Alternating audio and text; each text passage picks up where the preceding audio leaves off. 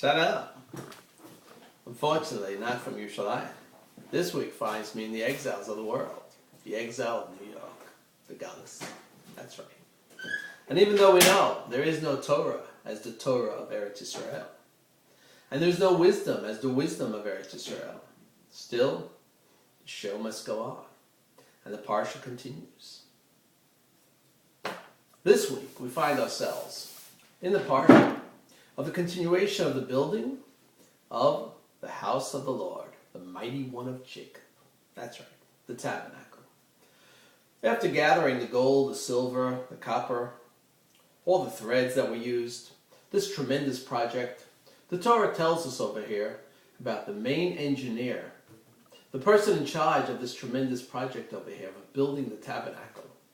Literally hundreds, if not thousands of workers, just the curtains themselves, the rabbis teach us, which were changed once a year in the temple, weighed over 2 tons. It was a yearly project just to work on one aspect of the tabernacle, just the curtains. You can just well imagine of the work that went into this. And who is the man in charge of such a tremendous project? The Parsha tells us, none other than Bezalel ben Uri ben Hur, from the tribe of Yehuda. That's right. Surely we understand that this must be a person with tremendous experience, someone who has many, many years of experience in this kind of work. Someone who may be in his 30s, 40s, 50s, maybe even more. Now, our rabbis teach us that Bezalel was a mere lad who was only 13 years old when he engineered the entire project of building the tabernacle, building a house for God. How is that possible? How is it humanly possible? Just a child, without any experience, would be the one to lead the entire work of the tabernacle.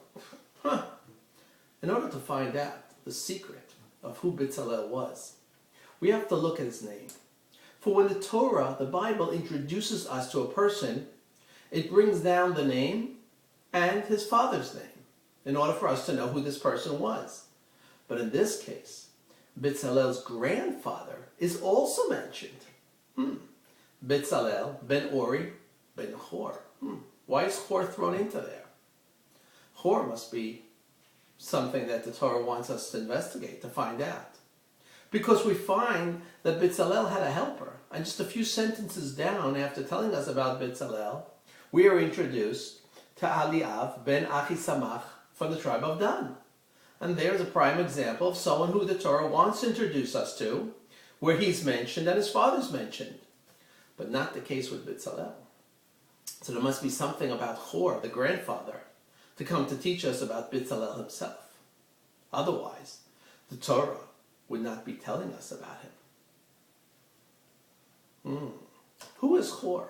Well, we know in the battle for Amalek, which took place, the arch enemy of the Jewish people, Moshe Rabbeinu, went up to the mountaintop and he raised his hands high. And every time that he raised his hands, the Jewish people looked up and they believed in God and they had faith and they overcame the arch enemy, Amalek, and they were victorious.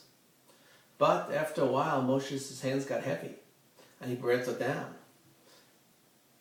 And the Jewish people started to lose the battle.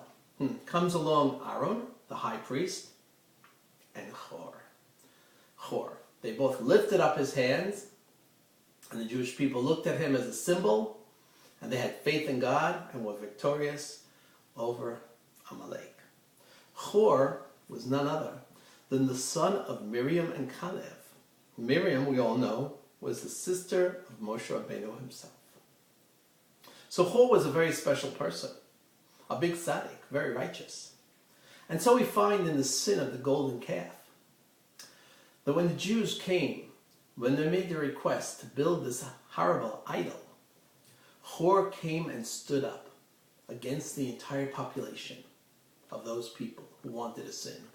And he told them, we cannot do this. This is a horrible sin. We cannot sin to God in this way. But the people would not listen. And they stoned Hur, and he died. Horrible. But he had tremendous self-sacrifice. for God's sake. He tried to stop the people physically from building the calf. And there is no good deed that goes without its just reward. And so even though Hor himself, who was killed, did not merit to this great reward, God would now return this reward and give it over to his grandson, Bitzalel. And that is why Bitzalel was chosen to lead the construction of the house of God, the tabernacle. Not because of any great deed of Bitzalel himself. Bitzalel was just a mere lad at the time, only 13 years old.